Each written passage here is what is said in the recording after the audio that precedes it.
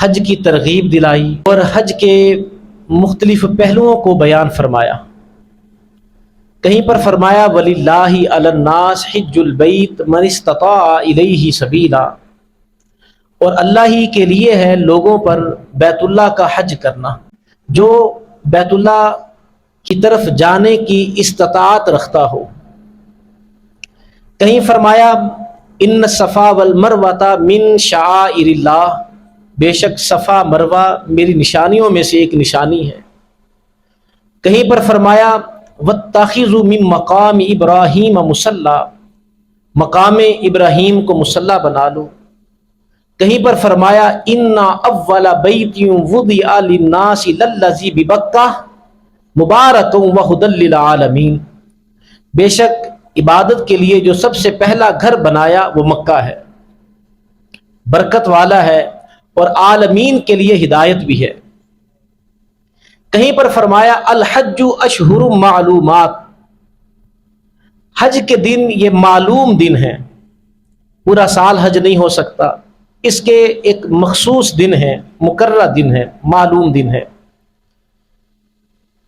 تو مختلف مقامات پر مکہ کو، مکہ کی وادیوں کو، اپنی نشانیوں کو مختلف پہلوؤں سے بیان فرمایا۔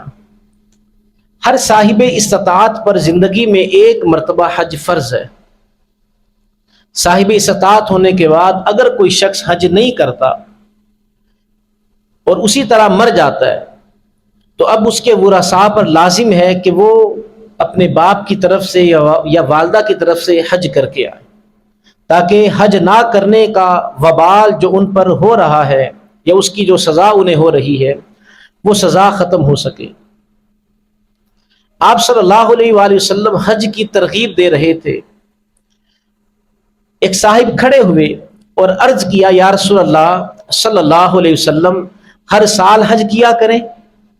آپ نے اس کی بات کا جواب نہیں دیا، اپنی گفتگو کو جاری رکھا۔ اس نے پھر دوسری مرتبہ سوال کیا، آپ نے جواب نہیں دیا، اپنی گفتگو کو جاری رکھا۔ اس نے 3 مرتبہ سوال کیا، حضور صلی اللہ علیہ وآلہ وسلم نے اس کی بات کا جواب نہیں دیا، اپنی گفتگو کو جاری رکھا۔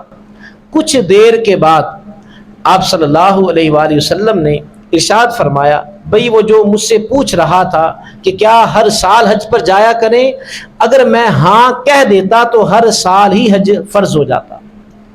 اور آپ صلی اللہ علیہ وآلہ وسلم نے فرمایا کہ تم سے پہلی امتیں اپنے انبیاء سے کثرت سوال کی وجہ سے ہلاک ہو گئی۔ تو جتنا کہا جائے اسی پر عمل کیا جائے، جس کے بارے میں خاموشی اختیار کی جائے اس پر بار بار سوال نہ کیا جائے۔